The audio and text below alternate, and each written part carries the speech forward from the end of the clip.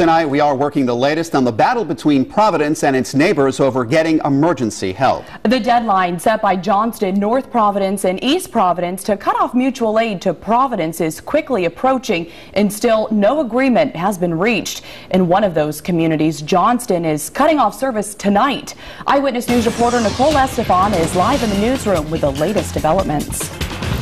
Well, that's right. The deadline is midnight. What is clear is that Providence will not pay for those services, and Johnston will likely pull their mutual aid response. But we did speak with officials in Providence. They tell us they are working on a backup plan.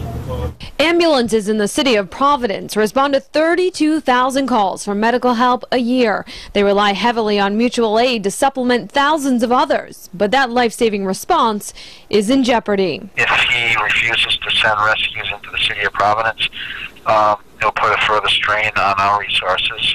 We spoke with Providence's Public Safety Commissioner Stephen Perry via the phone on Friday. We asked him what the city will do when Johnston pulls their mutual aid response, about 30 calls a month, at midnight. We'll rely on our other towns and cities that continue to send resources by way of mutual aid agreement. Perry tells us the city has been working on a long-term plan, something they hope to implement in the next 30 days. Categorize those calls that are non-emergent and deal with those calls that are of emergency nature. What that means is you could wait a long time to get a ride to the hospital unless it is a true emergency.